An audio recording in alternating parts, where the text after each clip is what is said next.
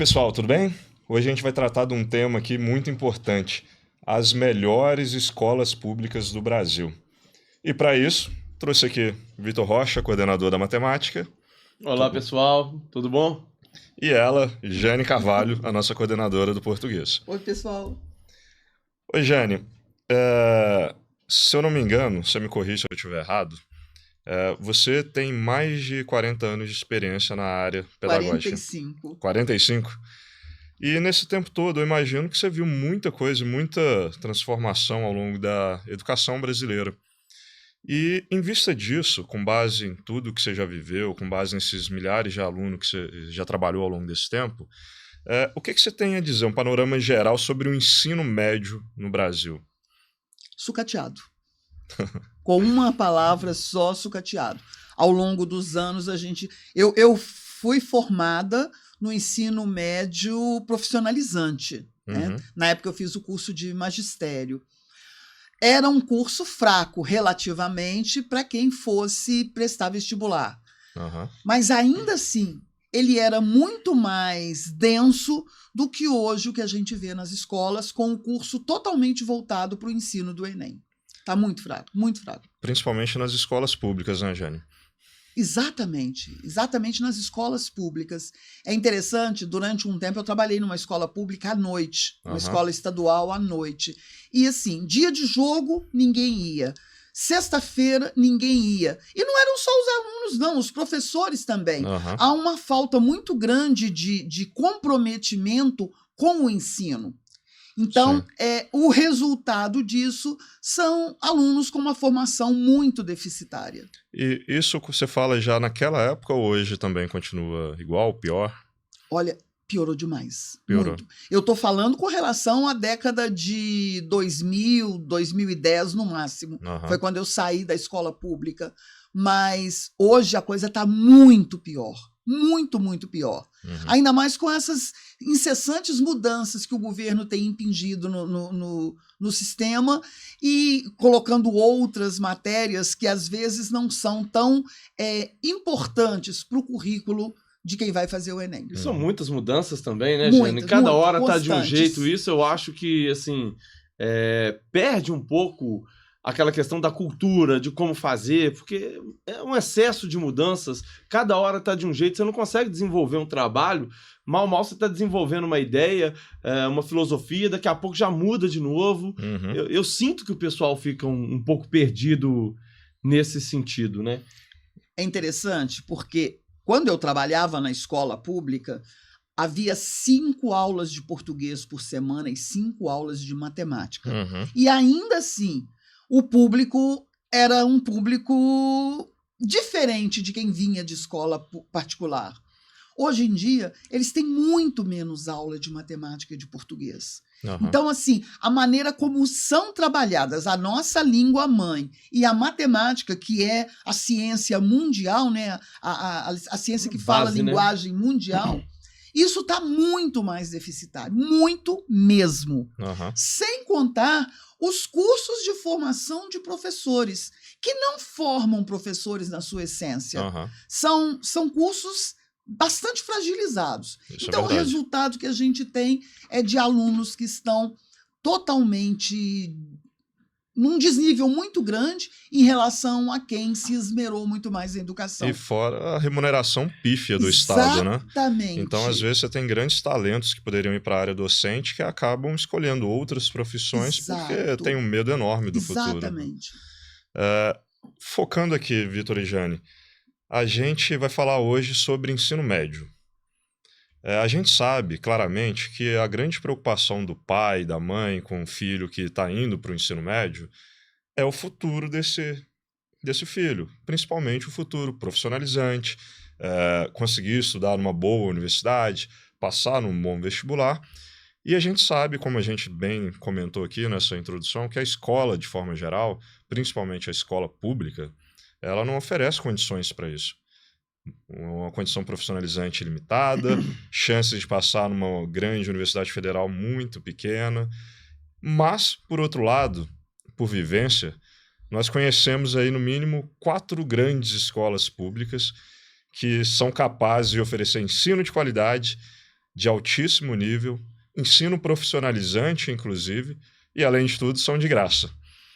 Quer citar quais são, Vitor? Nós temos o Cefet, temos o Coltec, temos os institutos federais, né? Colégio Militar, né? Na verdade, nós podemos falar das escolas militares, porque não se restringe ao colégio militar em si. A gente tem o colégio militar, temos o EPICAR, temos a escola naval, o colégio naval. Então, assim, a gente vê que o problema não é a escola pública, mas sim o modelo de escola pública. Porque existem os modelos que deram certo. Sim. Que dão certo. E que, inclusive, superam a iniciativa privada. Sem dúvida. Então, assim, não é uma questão de ser... é uma escola pública, é uma escola ruim. Essa generalização, como com a maioria delas, né? Não é uma generalização correta. Porque existem os modelos de escola pública que dão super certo. Que funcionam super bem. Então, eu acho que essa crítica ao ensino médio, quando a gente fala no âmbito de escola pública, a gente tem que tomar cuidado para não generalizar, porque existe um modelo que dá super certo. E aí, assim... inclusive, você citou que elas superam a escola privada. Superam, com certeza. Tanto que existe concurso para entrar nessas escolas, né? Então, não é qualquer um que chega lá, bate na porta, quer estudar. Você precisa fazer um concurso. Extremamente concorrido. Exato. E muitas pessoas, inclusive, que têm capacidade de pagar por uma escola particular boa, optam por essas escolas porque sabem que elas são acima da média, né? São de altíssimo nível. Algumas dessas que você citou, além delas serem públicas, elas ainda remuneram o aluno. Sim. Né? Então, falando de EPICAR, para quem não conhece, EPICAR é a escola da aeronáutica. Colégio Naval, que é a escola da Marinha, para ensino médio. Eles ainda pagam os alunos, né, Jane? Você sabe quanto que está hoje o valor que eles pagam para cada aluno? É pouco acima do salário mínimo. É. Deve ser uns 1.700, mais ou menos isso. É pouco acima, mas... Mas além de não pagar, você ainda recebe. Você tem local para você poder dormir, né, alojamento, você tem o fardamento, você tem o material escolar e ainda recebe. Quer dizer, está melhor que qualquer grande empresário aí que não faz esforço nenhum e ainda tem o salário. É verdade. Mas, para quem não conhece, isso é importante a gente deixar claro aqui, porque muitas pessoas não sabem dessas opções e acabam se limitando ali a uma escola pública de baixa qualidade ou uma escola particular que, apesar de pagarem, não oferece aquele retorno inteiro. E essas escolas todas, elas têm um efeito acadêmico muito grande em cima desses alunos, né? Elas todas são muito práticas, além de tudo. É uma coisa que eu acho muito interessante. Falando de Cefet, por exemplo, Coltec também, aqui em Belo Horizonte. Essas escolas, elas capacitam o aluno profissionalmente falando. Então, são escolas que já têm um ensino técnico junto. O aluno pode optar por fazer um técnico em química, fazer um técnico em edificações, em análises clínicas, em vários segmentos que ele já sai um profissional formado de dentro do ensino médio. E isso eu imagino que seja um anseio de qualquer pai e mãe, né, Jane? Embora o grande público não se preocupe mais com o ensino profissionalizante em nível de 2º grau, né? Todo mundo está pensando que o fim agora é a faculdade.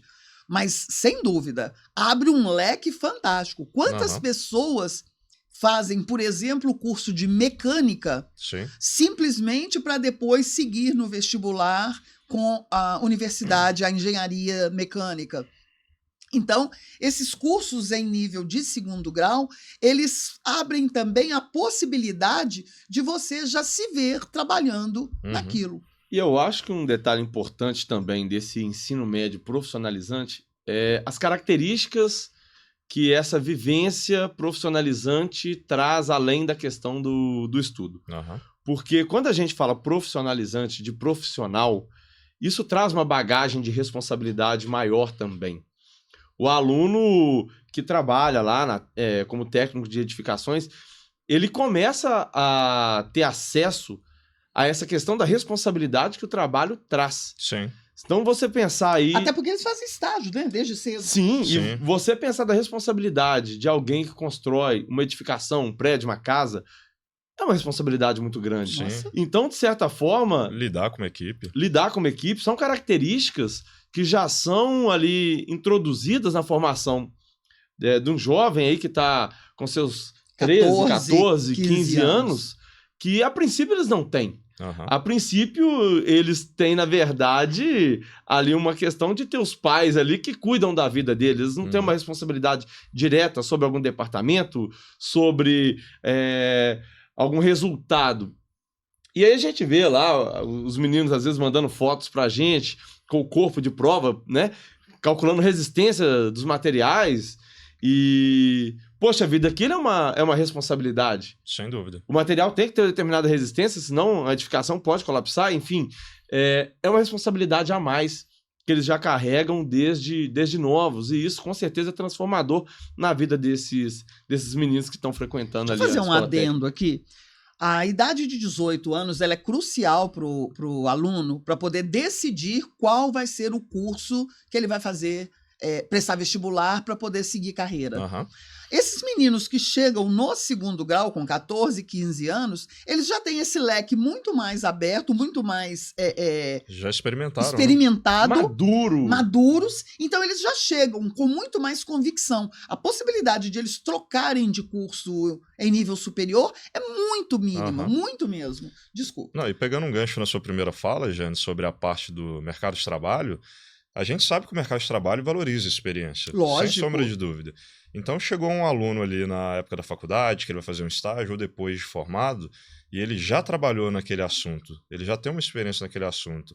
Ele vai ser absorvido pelo mercado muito mais fácil. Muito mais rápido. Sem dúvida. E com um salário, inclusive, maior, por questão da experiência que ele já tem nesse assunto. E uma questão pedagógica também que eu acho muito interessante é o seguinte, falando dessas escolas técnicas, né? O Cefet, o Coltec, os institutos federais, a questão da possibilidade de você colocar em prática o que você vê em sala de aula. Então, eu imagino, vocês dois como professores, que vocês têm um desafio tremendo, muitas vezes com o aluno, de conseguir com que o aluno abstraia um determinado conhecimento que foi passado em sala de aula. Até porque ele só tem a noção do assunto, né? Ele não tem a vivência. Ele nunca praticou aquilo. Exato. De verdade. Então, você chega numa escola técnica desse porte, que apesar de gratuitas, tem uma estrutura muito grande. O Coltec aqui, só o Coltec tem 26 laboratórios. 26 laboratórios variados e com professores hipercapacitados. Professores doutores, além de tudo. Então, o aluno viu um determinado tema. Falam aí, Vitor, sei lá, geometria de sólidos, que deve ser difícil os meninos abstraírem. Aí você tem que ensinar uma questão física, eu vou ensinar empuxo para os meninos. Aí se você ficar só na teoria é difícil, às vezes, de compreender. Agora você vai para um laboratório, testa tudo aquilo que foi dito em sala de aula e mostra na prática, a capacidade de absorção é muito maior. E mais que isso, sabe, Yuri? Quando a gente fala em matemática, que é a ciência a qual me dedico, ela, por definição, ela é uma ciência exata. Então, hoje a gente percebe nas escolas uma aceitação muito grande em relação ao erro. Uhum. E isso me incomoda bastante. Você quer contar seu caso? Pois você veio... Você está falando aí nessa questão de aplicar. A matemática a gente aplica muito fácil. Não precisa rebuscar muito e na geometria. A gente pensa no número decimal aí. Uma conta de divisão.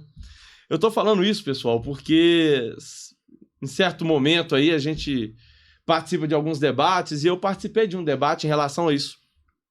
Até onde você teria que penalizar um aluno numa correção de uma prova, alguma coisa do tipo, porque ele errou uma conta. Uhum. E a minha opinião em relação a isso é taxativa. Errou é zero. Não tem que tolerar erro. Ah, mas acertou o raciocínio. Errou a conta. Ah, mas errou uma vírgula. Errou a vírgula é zero.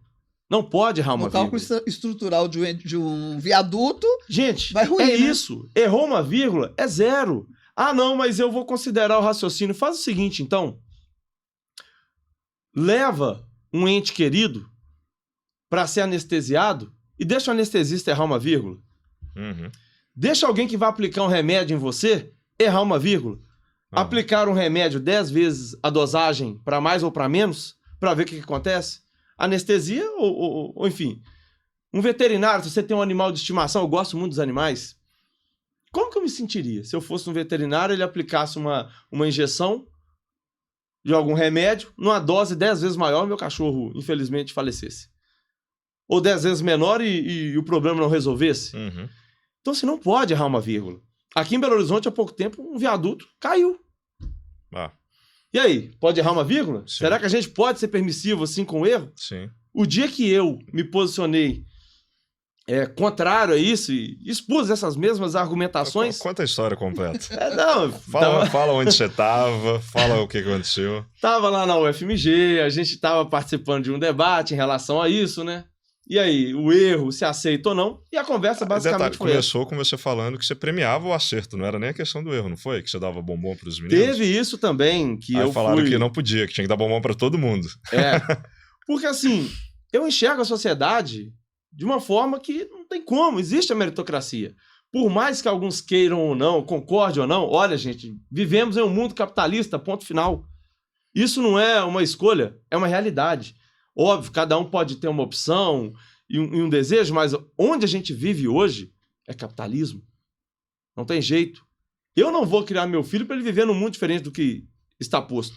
Uhum. Então, assim, hoje a gente, do mesmo jeito que a gente, quando o aluno comete um equívoco, um erro, a gente fala, olha, não é por aí, se o comportamento não está adequado, a gente pega firme. Agora, tá bem, acertou, aplausos, elogio, prêmios. Uhum. E eu fui, obviamente, lá. É complicado. Inclusive o esforço também é elogiado. O esforço, né? Tudo. Você tem que, na mesma proporção, até mais, uhum. que você critica, você tem que elogiar. Sim.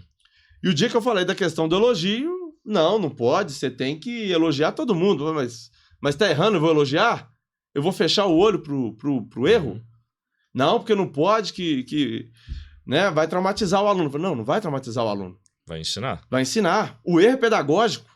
Quem comete erro, o erro é um diagnóstico. Fala, olha, aqui você está errando, você tem que melhorar. Uhum. Ele é super pedagógico. O erro é um diagnóstico. E eu trabalho diretamente com o erro. Então, se um aluno errou uma vírgula, é 0. Naquela questão. Beleza, daqui a pouco ele acertou a outra. Bacana, mas não pode. Ele tem que saber que o erro, mínimo que seja, tem consequências gravíssimas na matemática. Sim. Sabe? Se você for projetar uma poltrona dessa que a gente está sentado e você errar uma vírgula, a pessoa vai cair no chão. Não pode. Simplesmente não pode. Não pode errar uma vírgula. E aí, o dia que eu falei isso, eu fui achincalhado. Me chamaram... essa lata aqui, né? Me chamaram de matemático europeu. Europeu? Você tem cara de europeu? Zero europeu. Matemático europeu. Só matemática branca, europeia, machista. Opressora. E me taxaram de várias coisas. Eu falei, olha, vocês podem me chamar do que vocês quiserem, mas os meus alunos, eu faço questão. E deixa isso claro, pessoal. Conversem com os meus alunos. Vocês vão ver se eu estou oprimindo alguém. Não. Tenho um relacionamento maravilhoso com os meus alunos, graças a Deus. Excelente. Agora, que é certo, que é errado e ponto final.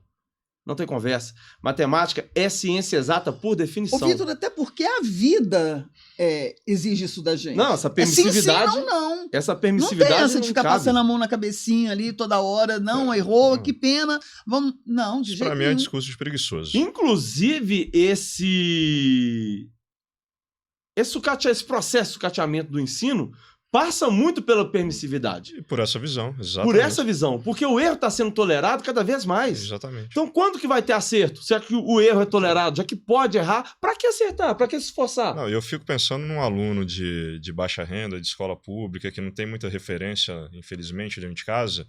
Ele tem um tipo de professor desse tipo.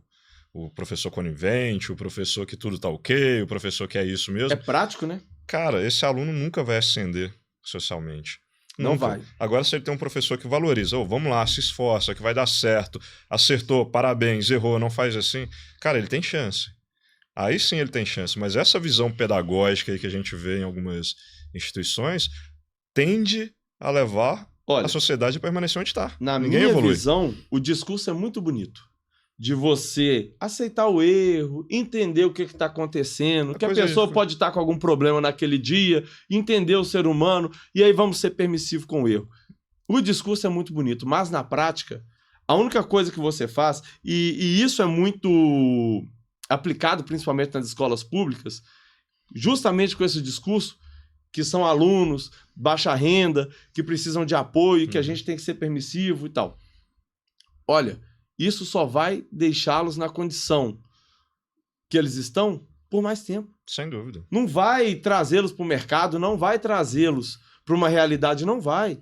Vai deixá-los cada vez mais fragilizados. E o que eu falo é, errou, você tem que passar o diagnóstico, porque se o aluno erra uma questão e você diz que aquilo está certo, isso é criminoso. Isso é ludibriar, isso é enganar, isso é mentir.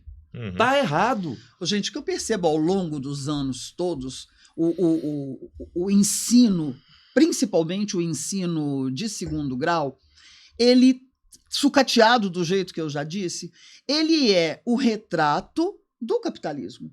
Porque quanto menos pessoas pensantes, muito melhor de mandar. Sem dúvida. Essa política populista que a gente vê favorece isso tudo. Exatamente. Então, eu me formei na década de 80, no segundo grau.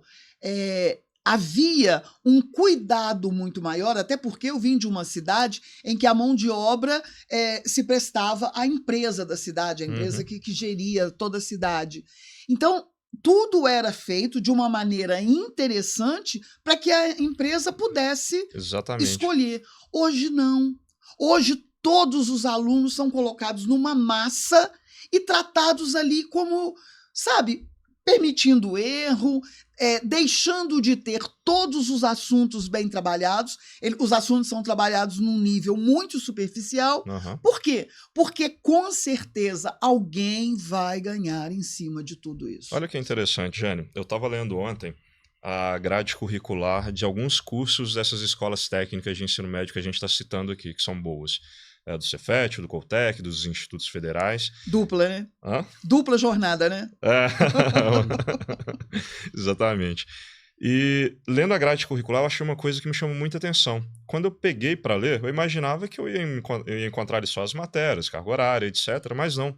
Antes deles iniciarem essa parte, eles mostram um estudo do porquê que aquele curso é interessante para a sociedade. Então, por exemplo, o curso de análises clínicas do Coltec. Ele começa estudando lá, olha, o setor de serviço na cidade de Belo Horizonte representa tantos % do PIB. Dentro do setor de serviços, o setor de saúde representa tantos %. A população está envelhecendo assim assado. Cada vez a gente precisa de mais profissionais na área de saúde. Por isso, esse curso é extremamente interessante para colocar profissionais capacitados em análises clínicas dentro do mercado. Aí eles vão e começam lá a descrever o que tem no curso, por que tem aquela matéria, etc. Então é justamente isso que a gente não encontra mais de forma geral na escola. A importância do curso ali na sociedade, né? Exatamente. E o que acontece também, Jane? Esses cursos técnicos, principalmente, não só os técnicos, como a gente falou, mas também os militares, principalmente a EPICAR, na minha opinião, que tem uma veia tecnológica muito forte, ao meu ver. Eles têm obrigação de estarem sempre atualizados. Nada evolui tão rápido quanto a tecnologia na nossa sociedade. Exatamente. Então, o aluno está vendo inteligência artificial, tudo acontecendo de uma forma muito grande. O professor não consegue chegar num laboratório, não consegue chegar em sala de aula e falar um tema defasado de 5 anos atrás, porque ele tem que acompanhar o mercado. Essas escolas todas acompanham o que está acontecendo no mercado. Então, uma educação sempre atual, sempre reformulada. A grade curricular sempre é atualizada. Diferente do que a gente vê na escola normal, né? A gente vê algumas apostilas lá que tem temas que, assim, já não fazem sentido nenhum. O contexto completamente fora. E é interessante, falando agora das escolas militares, como que eles estão cuidadosos para essa formação integral. Não somente a formação educacional, mas também a formação personalidade, né? Todo o aspecto, mas com relação ao ensino pragmático ali das matérias, eles estão anos-luz na frente de qualquer outra escola. Qualquer outra escola. Sem dúvida. Haja vista o número extenso de inscritos para a EPICAR e para o Colégio Naval, o Brasil inteiro concorrendo. Por quê? Quem sai formado dali, meu Deus do céu, tem um mundo. Até porque, quando eles saem da EPICAR, por exemplo, eles já podem ir ou para a AFA, Academia da Força Aérea, ou para o ITA, né? Que também curso extremamente... E com a opção de sair empregado na própria instituição, né, Jane? Esse que eu acho... Não, muitos ficam durante o período obrigatório, né, para poder cumprir o prazo de 5 anos, e depois eles vão embora. Vão trabalhar na empresa privada, porque é muito comum mais... a gente ver esses alunos saindo do país, inclusive. Muito. Né? Eu tenho vários ex-alunos que não estão no Brasil mais. Estudaram no ITA, estudaram na AFA e não estão mais no Brasil. Sim. E uma coisa legal também, essas escolas técnicas, elas têm possibilidade de intercâmbio durante o ensino médio. A escola convencional não tem isso, né? Mas o Cefet aqui de Minas Gerais tem parceria com universidades na França. Então, o aluno, durante o ensino médio, ele pode já ter uma experiência internacional também. Verdade. Que só agrega para isso tudo, em relação à formação da pessoa. Da integridade dessa pessoa enquanto formador. Quando a gente fala, por exemplo, na questão das responsabilidades, dos acessos, é muito bom nesse sentido essas escolas técnicas. Porque o aluno ele tem uma vivência muito maior, sai daquele meio imaturo que a escola tradicional proporciona. Verdade. É um meio muito imaturo, de muita brincadeirinha, de muita fanfarronice mesmo. De muito passar a mão na cabeça. Nossa, muita permissividade. Super protegendo. Então, assim, é justamente o oposto em relação a isso. São escolas que recebem investimento completamente diferenciado. Sem dúvida. Então, assim, até a forma como o aluno é tratado nessas escolas técnicas federais, a responsabilidade é passada diretamente a ele. Sim. Não é aquela escola onde você tem o tempo inteiro o professor, o diretor ali te acolhendo, cuidando de você. Não, ali você fica solto mesmo e você tem que se virar na selva de pedra. Com 14, 15 anos você já é um adulto. Você já é considerado adulto. Lá ninguém fica atrás de você, cobrando suas responsabilidades. Você tem que fazer o seu. Exato, o nível de responsabilidade é muito grande, né? É totalmente diferenciado. Eu estava conversando com o Pedro sobre o laboratório de robótica deles lá. E ele comentando como que eles cuidam de trazer patrocínio, de elaborar novos projetos, tudo isso por conta dos alunos. Então, além de tudo, eles já têm uma experiência empreendedora ali, de mercado, né? Eles já saem ali formados não só com beabá, não só com a teoria, eles saem com prática, com vivência, aprendem a negociar, aprendem a gerir equipe, além de tudo. É muito diferente. Um aluno que está na escola ali, sendo paparicado pelos professores, na permissividade, com os diretores, com o pai e com a mãe. Com acerto de nota para poder passar de ano, né? Porque vai sempre dando uma empurradinha. De participação. Exatamente. A nota mínima nessas escolas é 70%. Exatamente. Diferente das escolas públicas, estaduais e municipais. E sabe uma coisa também que eu acho que corrobora muito? Essa questão do ensino integral. Se a gente for pensar assim, no ensino médio, a BNCC, se eu não me engano, ela estipula, para quem não sabe, é a Base Nacional Curricular Comum, o que o MEC exige que toda escola tem que ter. Se não me falha a memória, ela exige 2.400 horas, mais ou menos, ali, de carga horária para essa base comum. Fora isso, pensando em análises clínicas aqui, que é um curso que eu citei, por exemplo, fora essas 2.400 horas, eles têm mais 1.200 horas extras em assuntos específicos. Exatamente. Então, inevitavelmente, um aluno, seja do Colégio Naval, seja da EPICAR, seja do Colégio Militar, Cefet, Coltec, Instituto Federal, ele estuda, às vezes, o dobro do que um aluno normal. Qual que é a chance dele ficar pior do que um outro aluno que estuda metade do que ele estuda? E vira um hábito, vira um ritmo. A questão não tem de estudar, o ócio, né? Que eu falo que é terrível, porque um dos grandes problemas da massa de alunos que a gente tem hoje em dia é o ócio, sabe? Não tem o que fazer. E aí preenche o tempo com um monte de atividade que não agrega em nada. De YouTube. Justamente. Você imagina bem um aluno com 17 anos, na beira do Enem, que estuda de manhã na escola, dorme à tarde e joga o resto do tempo. Como que ele está se preparando para esse concurso? Exato. Como que ele está se preparando para ser um profissional eficiente? Nada. Então as escolas corroboram para que isso aconteça também. Pode dormir à vontade, porque tudo ali é trabalhado de uma maneira muito simplista, menos cobrativa. E aí o que acontece, né, Jane? Acaba não conseguindo ser aprovado numa universidade de renome, numa boa universidade, aí aprovado numa particular qualquer aí quando não é baratinho. EAD, né? Ensino à distância. não é Ainda AD. bem que o governo agora está dando uma olhada nisso, né? Parece que vai melhorar um pouco. Você Vamos pensa ver, bem, né? curso de medicina, ensino à distância. Brincadeira, Curso né? de direito, ensino à distância. Ainda bem que eles estão revendo isso. Mas são os alunos que vão. A massa continua seguindo aquela boiada, né? Exatamente. Aquela linha de montagem. Exatamente. Então já começa com o ensino ruim ali no ensino médio. O aluno não tem condição nenhuma. Esses alunos aí da turma que discutiu com o Vitor lá, eles não têm condição nenhuma de passarem por um processo competitivo que é um vestibular. Nada mais é do que uma competição. Não passam, não Eles passam. não vão mesmo. passar, não tem condição. E não conseguem se estabelecer num ambiente de empresa, um ambiente de responsabilidade, chance, um ambiente dúvida. sério. Eu não diria no ambiente de empresa não, Vitor. Eu diria no ambiente de vida. Sim. Porque a vida, além de tudo, ela te testa o tempo inteiro. Mas aí, ela assim, exige acertos. Na vida particular, cada um leva a vida do jeito que quer. E aí fica muito nesse âmbito. Mas integrando-se à sociedade, não tem como. É desintegração, né?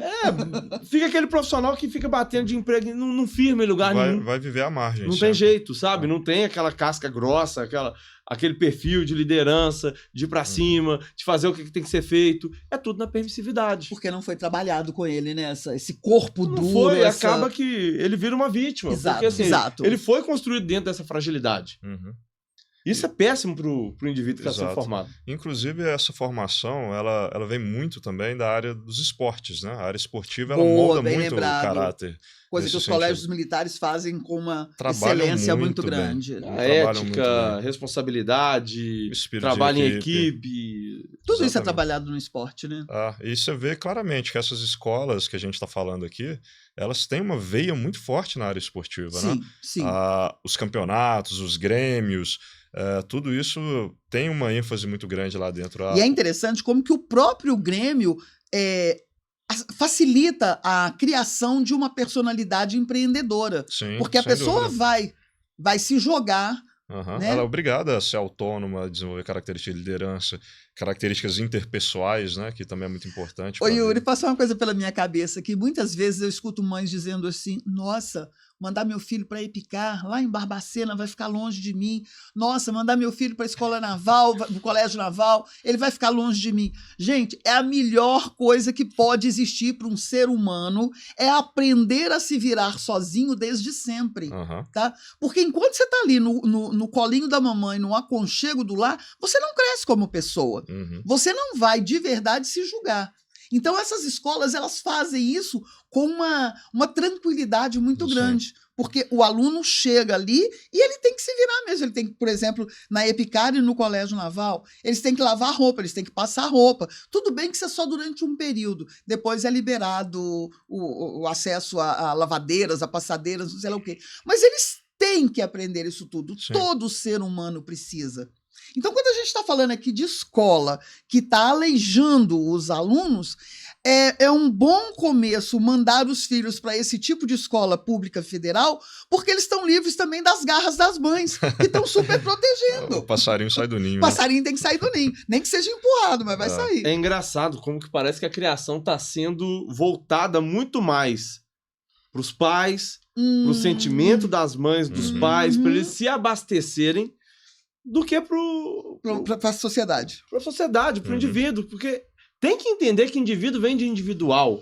Você cria para o mundo, você não cria para você. Exatamente. É uma responsabilidade muito grande, ninguém é eterno. Você não pode, sabe, moldar. Eu falo, é uma maldade com os meninos. Porque eles são moldados realmente para eles ficarem no ninho. Eu falo, por exemplo, de um pássaro. Se você cria ele na gaiola, a natureza do pássaro é o voo. Depois você solta e não sabe nem voar. Fica atrofiado. Tá aleijado. Eu tenho uma máxima comigo de que pai e mãe criam filhos diferentes. O pai, quando ele carrega uma criancinha de 1, 2 anos, ele projeta o filho para fora. Ele carrega o filho de frente para o mundo. A mãe não. Ela guarda o filho. Eu vou reparar nisso. Pode prestar atenção. É interessantíssimo, gente. Como que o pai normalmente projeta o filho. E a mãe fica ali naquele super cuidado mesmo. Essas escolas que nós estamos falando, elas têm um ensino mais paternalista, mais de julgar para o mundo. Diferente das mães que é cuidar em excesso. Eu confesso que quando eu pego uma criança, eu tava pensando que eu era meio sem jeito. Que eu deixava o menino virar de frente. Não, é interessante. Eu sempre observei isso muito. E é interessante mesmo. lógico que a gente não está falando aqui de projetos familiares, mas essas escolas, elas induzem o aluno a se projetar. Sim. Isso é fantástico. E desenvolver a sua competência individual, igual o Vitor falou, né? Que eu acho que é o grande lance da coisa.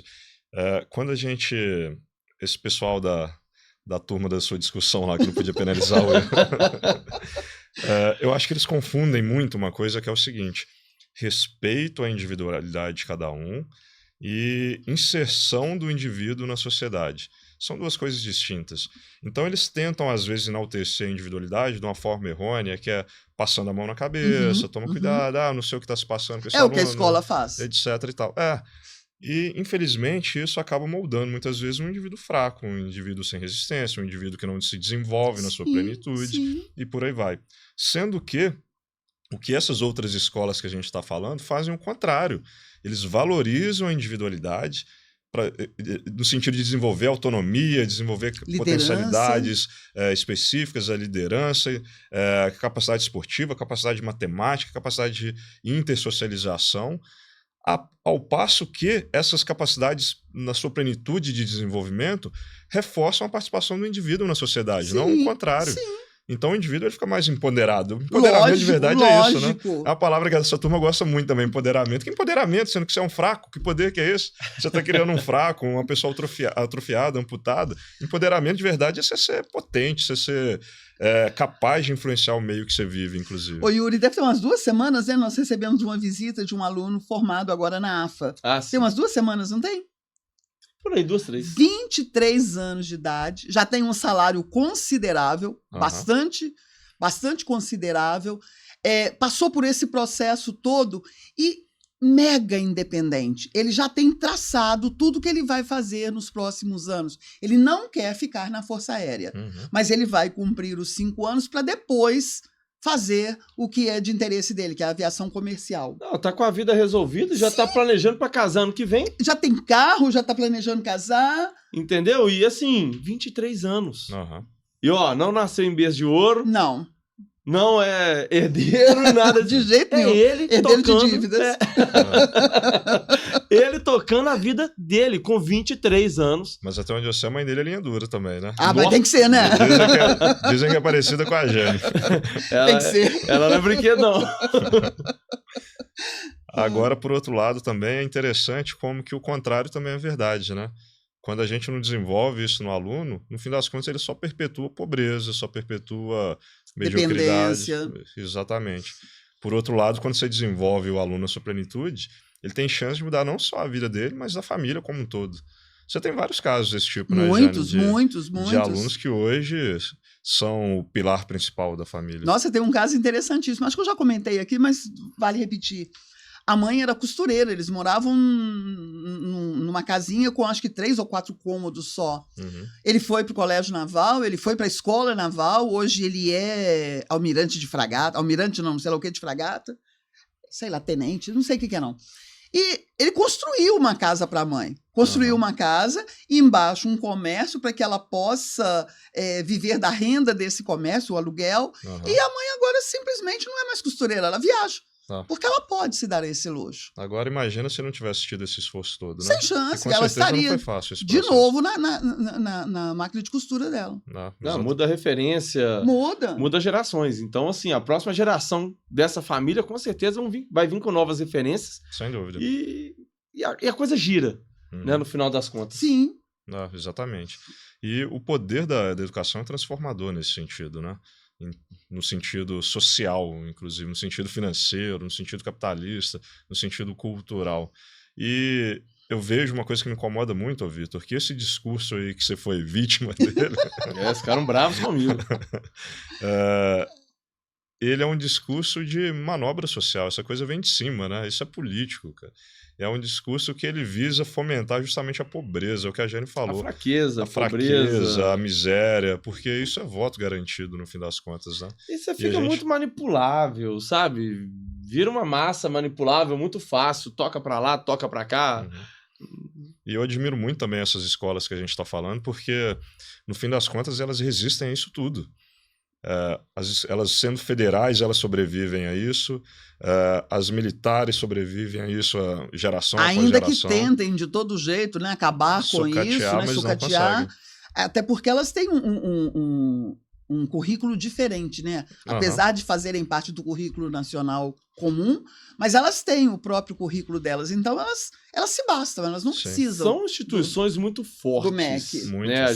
Socialmente, elas são muito fortes. O Cefet de Minas Gerais, ele existe desde 1909. Tradição, justamente. Eu ia tocar nesse ponto, a questão da tradição dessas escolas. Por mais que mude governo, visão, é muito complicado. Tanto é que muitas delas são militares. E acaba que a área militar é uma área muito tradicional. Sim. Muito forte. Sim. Então, assim, muda. É uma segurança também que se tem estudando nessas escolas. Porque pela tradição, pela força que elas já construíram, é muito complicado alguma visão política chegar e querer mudar tudo aí. Exatamente. É complicado. E essa questão da visão, acho que ela é determinante. Se a gente for pegar nas escolas militares, a visão é muito clara. De desenvolvimento da liderança, desenvolvimento desse perfil autônomo, desse perfil que impacta a sociedade de verdade. Isso aí não tem nada a ver com essa politicagem que a gente conhece. Quando a gente vai para as escolas técnicas, é muito claro o objetivo dessa escola, formar um profissional de qualidade. E o mercado não aceita desaforo. A gente sabe disso, então elas são obrigadas a se adaptarem constantemente em função do mercado e não em função da política. Então essa visão que essas escolas têm, na minha opinião, faz com que elas sejam realmente diferentes de qualquer outra. É por isso que elas são escolas públicas, são gratuitas, algumas são federais, inclusive, e mesmo assim elas não têm esse viés que a gente vê comum na escola pública, sucateada e Brasil afora. Uma coisa interessantíssima também que eu vejo nesse aspecto é justamente o valor profissional que se forma lá dentro. Porque se a gente for parar para pensar, além de tudo, o Vitor pegou muito bem aí esse gancho do capitalismo. A gente sabe que o capitalismo não aceita desaforo. E a gente vive numa sociedade capitalista. E todas essas escolas que a gente citou agora há pouco, elas têm um cunho de meritocracia, de certo e errado, de fazer acontecer. Então, inevitavelmente, no fim das contas, elas não podem se deixar influenciar por uma massa politicamente dominante que quer sucatear a escola. Então, no fim das contas, a gente vê... Elas não se vergam, né? Não se dobram em relação a isso. Porque não podem, inclusive, porque senão não seria condizente com a visão que elas têm. E aí a gente vê esses casos transformadores igual esse que você citou, né, Jane? De ver um aluno que veio lá de baixo, que veio do ambiente difícil, hostil, socialmente falando, e mesmo assim consegue dar a volta por cima. Até pelo corpo de funcionários que participam dessa escola. Também. Isso a gente tem que enxergar também. Não é uma escola pragmática ali com o professor, não. Tem pessoas do mercado inseridas nas escolas. Tem pessoas das empresas inseridas. É um convívio diário e às vezes a pessoa não está lá dentro, mas tem contato diário, convive com o pessoal do mercado, com o pessoal das empresas. Então, assim, é outra realidade, é outra referência. Sim. Então, quando você fala, por exemplo, que eles estão sempre alinhados com o mercado, porque o mercado está lá dentro. Então não tem jeito. Então o aluno vai estar nesse meio. O aluno vai estar inserido e vivenciando essa responsabilidade já desde seus 14 anos. É completamente diferente. E sabe uma coisa também, Vitor? Elas pagam mais para o professor. Então... o investimento nessas escolas é muito mais robusto. É o que eu falei no início da nossa conversa. Não é uma questão de escola pública é ruim. A questão é o modelo de escola pública. Qual escola? O quanto é investido nessa escola pública, qual que é o modelo de atuação, o modelo de ensino, como que ela é gerida. Isso aí. Sabe uma outra coisa que me chama muito a atenção também? Todos os alunos precisam passar por um concurso para entrar nessa escola. E eu acho gostoso quando o aluno se prepara desde cedo para concurso, porque ele vai passar por essas fases na vida profissional dele.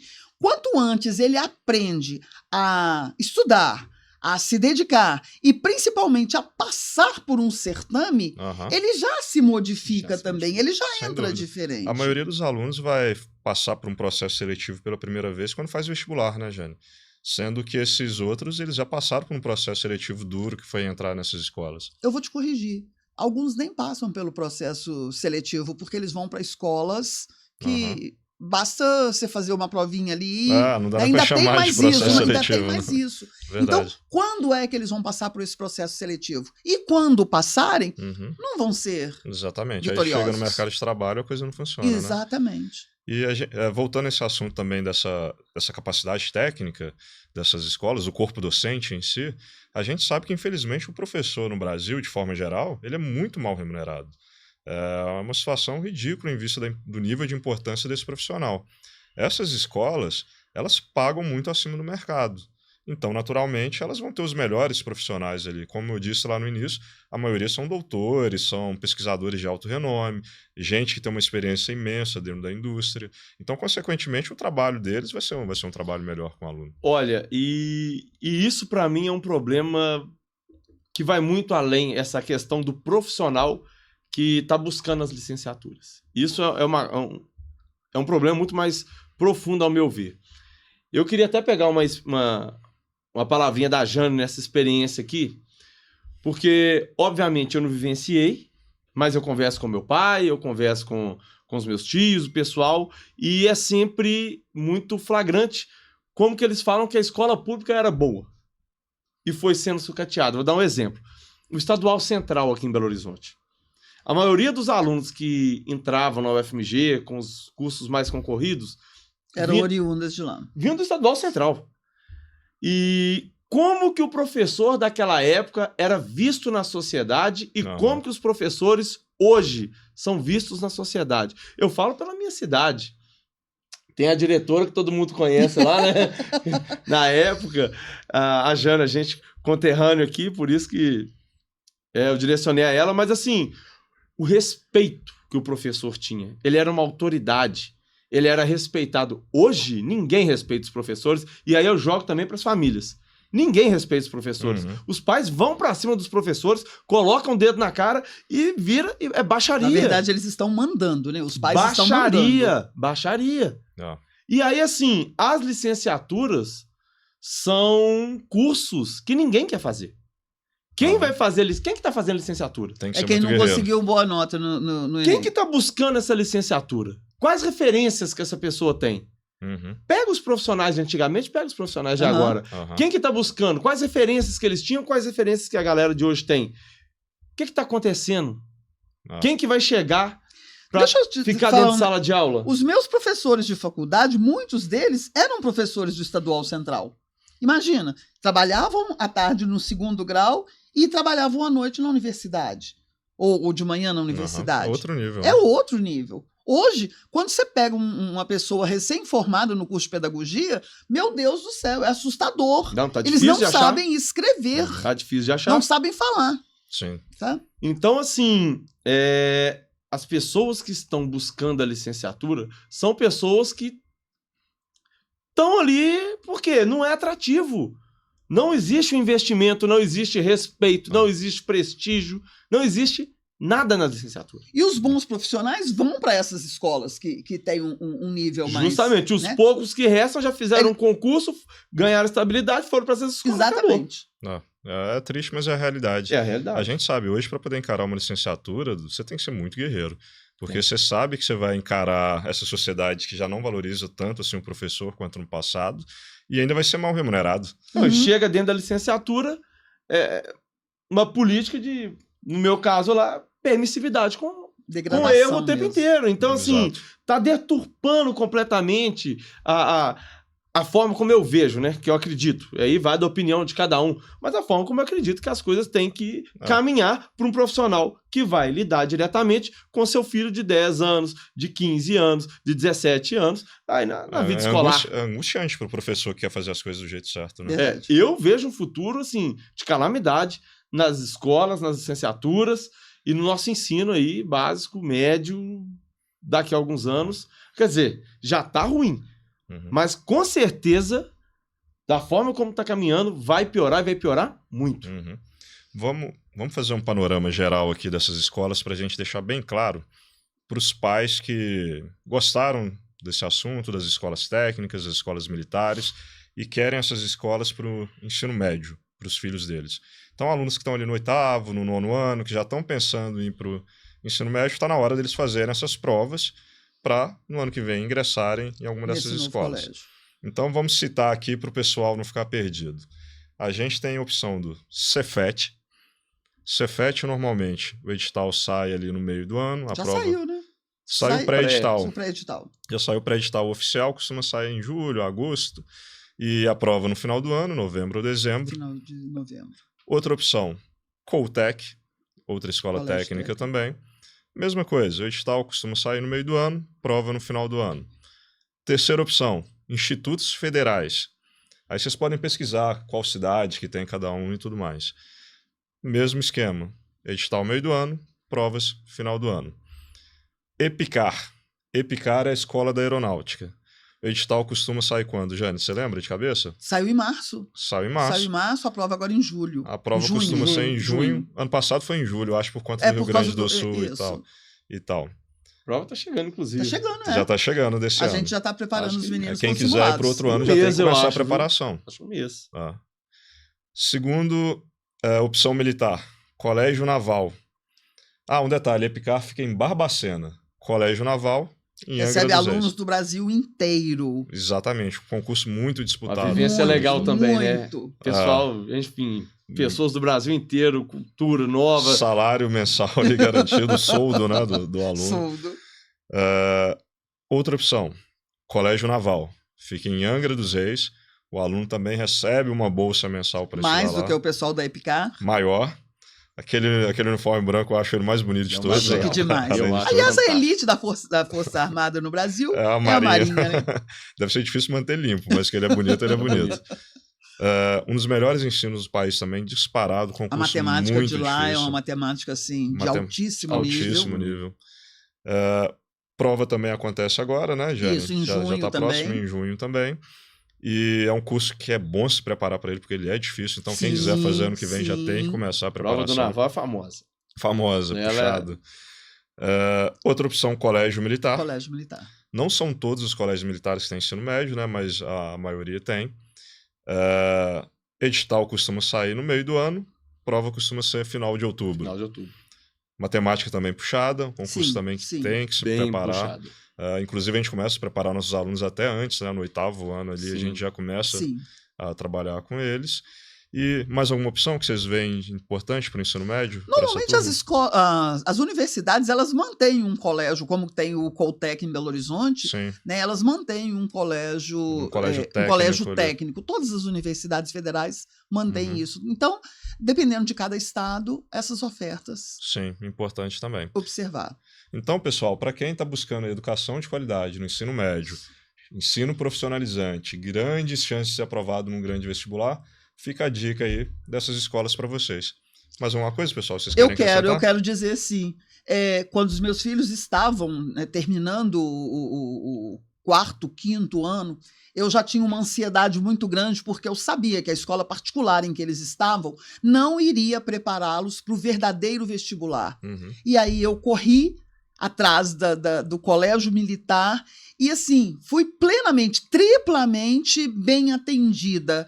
E meus filhos passaram todos no primeiro vestibular que fizeram, com classificações, assim, altíssimas. Por quê? Porque a própria escola preparou. Não foi necessário curso de pré-ENEM. Não foi necessário. Ainda tem isso, né? Ainda tem economia com pré-vestibular, né? Ainda tem mais essa, já passa direto no vestibular. Esses alunos com certeza passam direto. Então, mais uma vez, obrigado, Vitor. Obrigado, Jane. Espero que a gente possa ter ajudado vocês com ensino gratuito e de qualidade no ensino médio. Um abraço. Tchau, gente. Tchauzinho.